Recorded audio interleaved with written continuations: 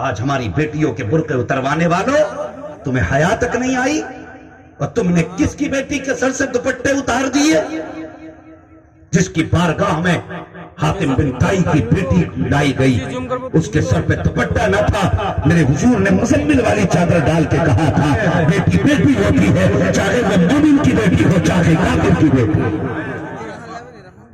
تمہیں حیا تک نہیں آئی؟ ہم نے بیٹیوں کو کیسے عزتیں دی ہیں۔ خدا را یہ ظلم نہ کرو، ورنہ یاد رکھو ہر ظلم کا ایک دن انت ہوتا ہے، اور جب ظالموں کی رسی کھینچی جاتی ہے پھر کوئی بچانے والا زور سے بولیں، بچانے والا، اتنی زور سے بولو دنیا کو پتا چلے حضور کے غلام جاگ گئے ہیں۔ بچانے والا نہیں ہوتا ہے۔ اپنے بڑھتے قدموں کو روکو اور ہماری بیٹیوں کی آبرو کی طرف نگاہیں نہ اٹھاؤ، ورنہ تم جانتے نہیں، خدا کی قسم یہ قوم بھی زندہ، اس قوم کا مذہب بھی زندہ ہے، اس قوم کا قرآن بھی زندہ ہے، اس قوم کا رسول بھی زندہ ہے، اس قوم کا خدا بھی زندہ ہے۔ ہم کوئی لاوارث نہیں ہے، جیسا چاہو ہماری بیٹیوں کو ٹارگیٹ کر دو۔ خدا کی قسم ہمارا رسول ایسا ہے کہ خنجر چلے کسی پہ تڑپتے ہیں ہم امیر، سارے جہاں کا درد ہمارے جگر میں ہے۔ ہاں یہ مت سمجھنا ہمارے حضور کو خبر نہیں، حضور کی ذات تو بہت بڑی ہے۔ بس تھوڑی دیر اور برداشت کریں، بہت اچھا آپ سن رہے ہیں، بس قبلہ دعائیں چاہیے۔ میں ایک بات بتانے لگا ہوں، اللہ والوں کی محفل میں آ کے بیٹھے ہو، ان سے سچی یاریاں کر لو، ان سے سچی دوستی کر لو۔ ایک بزرگ ہوئے ہیں علامہ خواجہ بہاؤالدین نقشبندی رحمت اللہ تعالی علیہ، بخارے کے رہنے والے تھے، جو بخارے کے رہنے والے، اور آپ نے دیکھا ہوگا ولیوں کی تو الگ ہی شان ہوتی ہے نا، جب وہ کہیں سے گزرتے ہیں کوئی بتائے نہ بتائے عاشقوں کا ہجوم لگ جایا کرتا ہے۔ سرکار مفتی اعظم کسی اجنبی جگہ سے بھی جاتے تھے نا تو لوگوں کو خوشبو بتا دیتی تھی کہ اعلیٰ حضرت کا بیٹا گزر کے جا رہا ہے۔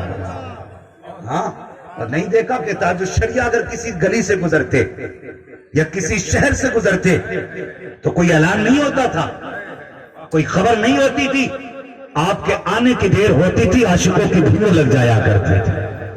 تو یہ اللہ والوں کی الگ شان ہوتی ہے، جب وہ چلتے ہیں نا تو اللہ کی رحمتیں آواز دیتی ہیں، اٹھو دیوانوں ہمارا محبوب گزر کے جا رہا ہے۔ پھر جب اس کی صدائیں آتی ہیں تو پھر کیا ہوتا ہے، پھر عاشقوں کی بھیڑ لگ جاتی ہے۔ خواجہ بہاؤالدین نقشبندی رحمت اللہ تعالیٰ علیہ، آپ ایک بستی سے گزر کے جا رہے تھے، ایک بستی سے آپ گزر کے جا رہے تھے نا، تو کچھ لوگوں نے دیکھا حضرت جا رہے ہیں تو بھیڑ لگ گئی مریدوں کی، گھیر لیا، بیٹھا لیا، جنگل میں ہی بیٹھا لیا حضرت کو، بستی کے باہر چاروں طرف سے گھیر کے کھڑے ہو گئے۔ اتفاق سے اسی راستے سے غیر مسلم لڑکی گزر کے جا رہی تھی، سمجھ گئے؟ سمجھ گئے نا میری بات؟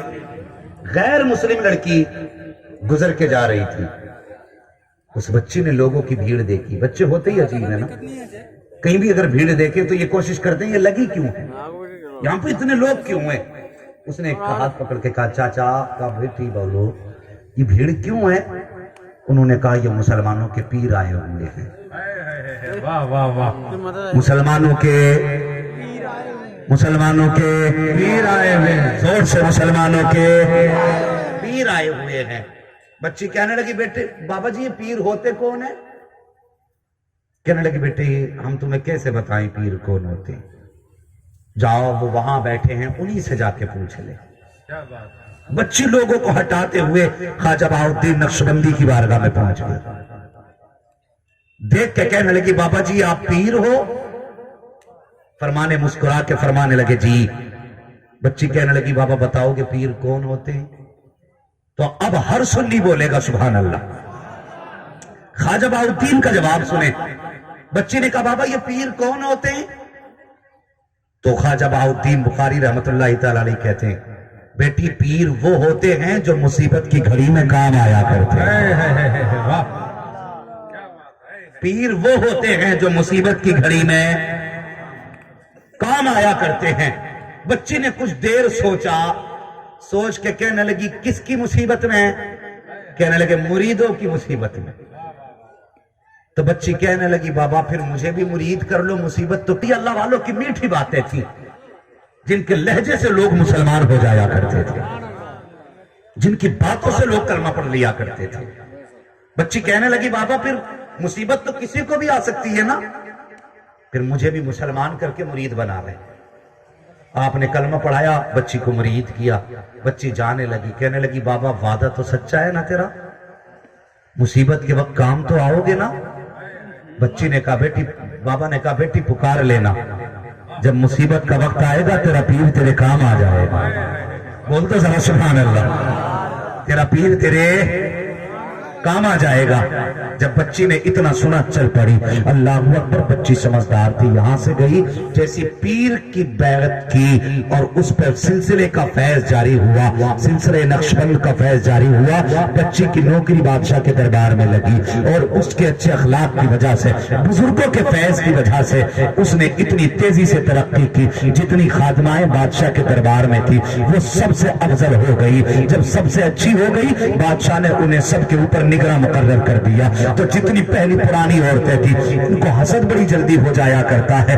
کہنے لگی جب بچی پہ ہار کا الزام لگا، بادشاہ نے بچی کو طلب کیا، کہا تجھ پہ یہ الزام ہے تو نے میرا ہار چرایا ہے، تیرے پاس کوئی گواہ ہے؟ بچی کہنے لگی میرے پاس تو کوئی گواہ نہیں، میری صفائی کا کوئی گواہ نہیں. کہا چوری کے گواہ کون ہے؟ جن عورتوں کی پلاننگ تھی اس کو نکلوانے کی، وہ کھڑی ہو گئی میرے سامنے چرایا ہے، میرے سامنے چرایا ہے. اللہ اکبر. بچی کی طرف بادشاہ نے دیکھا، کہا ہے کوئی ثبوت تیرے پاس صفائی کا؟ بچی کی آنکھ میں آنسو آ گئے. اب وہ صفائی میں کسے پیش کرے، مگر وہ پریشان نہیں تھی، آنکھ میں آنسو ضرور تھے. بادشاہ نے کہا اٹھا کے اسے قید میں ڈال دو اور 8 دن کے بعد اسے سزائے موت دے دی جائے. اللہ اکبر. بچی کو اٹھایا گیا، قید کے اندر ڈال دیا گیا. ایک دن گزرا روتے روتے، دوسرا دن گزرا روتے روتے، تیسرا دن گزرا روتے روتے. بچی کو یاد آیا کہ ایک دن بابا ملے تھے جنہوں نے کلمہ پڑھایا تھا اور یہ کہا تھا پیر وہ ہوتا ہے جو مصیبت کے وقت کام آیا کرتا ہے. بچی آگے کے کہتی ہے بخارے والے بابا تو نے کہا تھا مصیبت میں کام آؤں گا، آج دیکھ میں موت کے قریب جا رہی ہوں، بتا تو صحیح تو کب آئے گا؟ جب تیسرا دن بھی گزر گیا، چوتھا دن بھی گزر گیا، لیکن کوئی نہیں آیا. 8 دن گزر گئے. المختصر کے وہ وقت بھی آیا جب بچی کو قلعے کے اوپر لے جا کر کے دیوار سے نیچے دھکا دینا تھا. واقعی فوجی بچی کو پکڑا، لے کر کے چلنے لگے. بچی مڑ مڑ کے کسی کا رستہ دیکھ رہی تھی. سپاہیوں نے کہا بتا تو صحیح کس کی راہ تک رہی ہے، کس کا رستہ دیکھ رہی ہے؟ 8 دن ہو گئے کوئی تجھ سے ملنے تک نہیں آیا، تو کس کو دیکھ رہی ہے؟ بچی نے رو کے کہا تھا کوئی تو میرا بھی ہے جس کی میں راہ تک رہی ہوں، کوئی تو میرا بھی ہے جو مجھ سے وعدہ کر کے گیا تھا. اللہ اکبر. بچی نے پیری چڑھنا شروع کی ہے، چلتی جاتی ہوتی جاتی اس بخارا کی طرف کرتی کہتی تھا. سپاہیوں نے کہا تھا بچی اب تو موت کے قریب ہے، بادشاہ کا فرمان یہ ہے کہ موت کے وقت آخری خواہش پوچھی جائے. بچی سے کہا بتا تو صحیح تیری کوئی آخری خواہش ہو تو بچا. بچی نے کہا ہاں میری ایک خواہش ہے. کہا کون سی خواہش؟ کہ یہ جو ہاتھ باندھے ہیں کھول دیے جائیں. کہا کیا کرے گی؟ کہا کسی کو ہاتھ اٹھا کے الوداع کہنا ہے. جب اتنی بات بچی نے کہی ہے سپاہیوں نے بادشاہ کی اجازت طلب کی. بادشاہ کی اجازت کے بعد بچی کے ہاتھ کھولے گئے ہیں اور اس کے بعد بچی نے دیوار پہ کھڑے کھڑے رخ کیا کہ بخارا کی جانب اور آواز دے کے کہتی ہے بخارے والے بابا تجھے اپنا وعدہ یاد ہے کہ نہیں؟ لیکن مجھے اپنا وعدہ یاد ہے. تم نے کہا تھا پیر وہ ہوتا ہے جو مصیبت کے وقت کام آتا ہے. میں نے تیری زبان کی خاطر کلمہ پڑھا تھا، میں نے تیرے وعدے کی خاطر تیرے دامن کو تھاما تھا. بتا تو صحیح تیرا وعدہ سچا رہا یا میرا وعدہ سچا رہا؟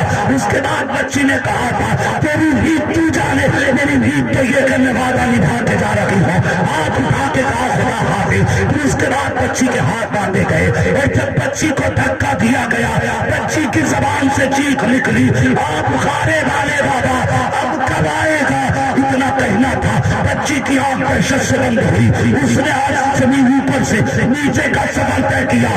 بچی کہتی ہے جب اوپر سے چلی تھی تو آنکھ بند ہو گئی تھی، جب آنکھ کھلی تھی تو زمین پہ نہیں تھی بلکہ کسی آنے والے نے اپنے ہاتھوں میں سنبھال رکھا.